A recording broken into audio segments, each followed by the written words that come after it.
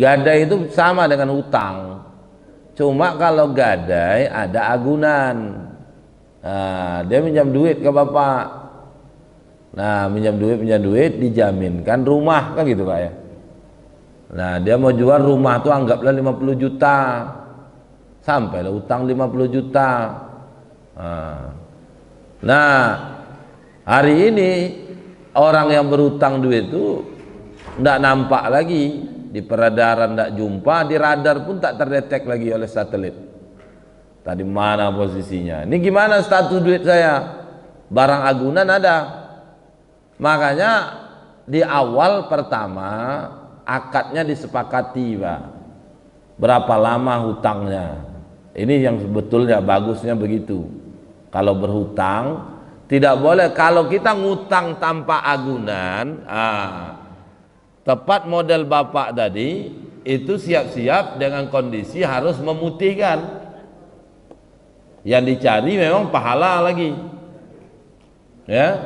Tapi ini pakai agunan. Nah, sebaiknya ke depan pakai kesepakatan waktu. Berapa lama waktunya? Kamu ngutang berapa lama kan nyicil atau ngasih mal melunasi utangnya? Setahun, 2 tahun, gitu. Nah, barang agunan bisa ndak langsung menebus? Tak boleh langsung impas. Karena nilai barang tentu beda dengan hutang. Maka kalau bapak jual rumah itu, ada enggak kesepakatan menjualnya? Enggak ada pula.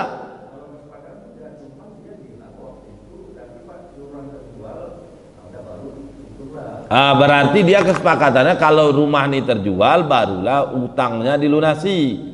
Nah, maka dari itu bapak jual rumah itu sesuai harga pasar, jangan sesuai dengan hutang dia. Kalau bapak jual dapat duitnya, kelebihan duitnya itu bukan punya bapak, kasih sama dia. Kalau orangnya tidak tahu apa, boleh bapak tahan dulu sampai waktunya bapak jumpa orang ini. Atau kalau dirasa bapak tak bisa lagi menitipkan, menjaga ini, ya bisa jadi diimpakkan dulu. Yang jelas itu duit bukan duit bapak, kelebihannya. Terjual misalkan 70 juta, apalagi aset ya.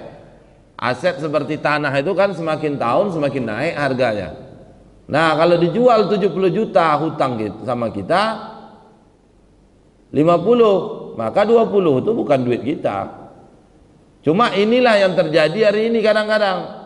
Karena hutang dengan orang itu 50, dia jual aja 50, jual murah, penting duitnya balik. Tak boleh itu. Itu yang terjadi di lelang itu. Hutangnya berapa?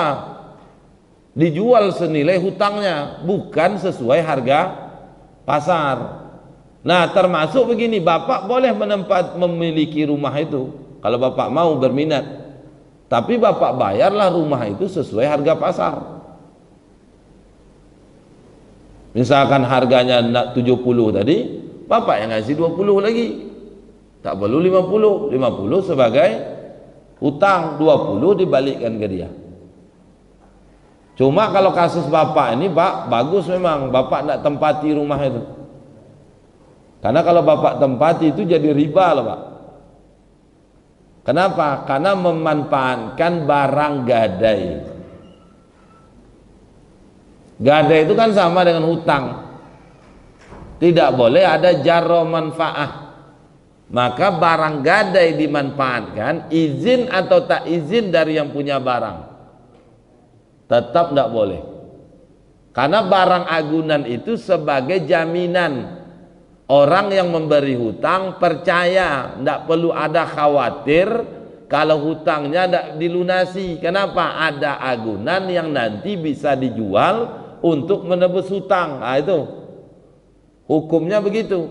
Sehingga orang yang menerima gadai tidak boleh memberi gadai, mohon maaf, mengutangi, itu tidak boleh memanfaatkan rumah ini, baik izin atau tidak.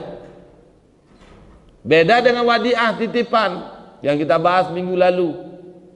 Kalau titipan beda Pak. Kalau titipan, orang yang menerima titipan boleh memanfaatkan barang itu dengan catatan izin dari yang punya. Dititip duit 10 juta, Boleh yang menerima titipan memakai duit itu kalau diizinkan. Kalau diizinkan duit boleh dipakai, cuma akadnya udah berubah. Karena duit berarti yang menerima titipan bukan penerima titipan lagi, tapi orang yang berhutang. Kalau barang dititip boleh dipakai, izin dari yang punya barang, tapi akadnya udah berubah, bukan lagi penerima titipan wadiah, tapi sudah berubah menjadi peminjam. Beda sama gadai. Kalau gadai, barang yang digadai tak boleh dimanfaatkan. Kalau dia barang yang bisa dipakai alat transportasi, tak boleh kita tunggangi. Kalau kita tunggangi, itu namanya manfaat yang diperoleh dari hutang, sehingga pelakunya melakukan transaksi riba.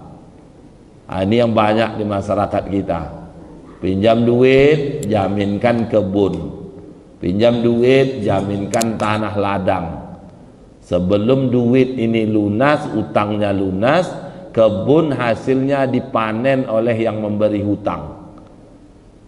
Tanah ladang dipakai oleh yang memberi hutang. Hukumnya riba. Bisa tak riba? Misalkan kebun sawit, boleh hasil sawitnya diambil, tapi diambil hasil sawit itu bukan keuntungan, tapi hasil sawit itu untuk menebus hutang. Hutangnya 50 juta, kebun sawit dijaminkannya, dipanen sawit tadi, keluarkan operasional, biaya pemupuk dan segala macamnya, ada keuntungan bersih misalkan sejuta nih dia ambil. Untuk apa? Memotong hutang 50 juta. Sampai 50 kali dia dapat sejuta, lunas hutang 50, kebun dibalikkan. Yang kayak gitu boleh. Tapi kalau mengambil keuntungan, izin tak izin, hukumnya riba. Maka untuk kasus bapak tadi, boleh bapak jual dengan catatan sesuai harga pasar, atau bapak sendiri yang ngambilnya. Karena itu lama-lama payah juga, mumpung bapak masih hidup. Kalau udah tak ada lagi, siapa yang mau? Panjang urusannya pak. Anak kita yang ditinggalkan merasa itu punya kita, surat sama kita. Yang menitipkan rumah mengatakan itu rumah dia, titipan dulu. Ini kan panjang urusannya, ya. Nah, sehingga kalau supaya jangan polemik di kemudian hari, panjang ya. Nah, maka sebaiknya segera diselesaikan, atau bapak putihkan, boleh, balikkan rumahnya. Ada ahli warisnya atau keluarganya, balikkan, kasih ke keluarganya. Utangnya gimana? Lunas. Tapi kalau ada ahli warisnya boleh juga pak, asal jangan ke orangnya tadi. Ahli warisnya yang berhak mewarisi harta, titipkan ke dia, boleh. Kalau tidak ada, ya bapak tahan dulu. Kalau dirasa mungkin rasanya tidak akan ketemu, sebaiknya bapak impakkan duit itu. Apalagi belakang lagi pembangunan, boleh. Cuma setelah diimpakkan datang orang tuh gimana? Bapak balik kan 20 juta tuh. Itu yang kuimpakkan masjid itu gimana? Itu udah menjadi pahala bagi bapak yang berimpak.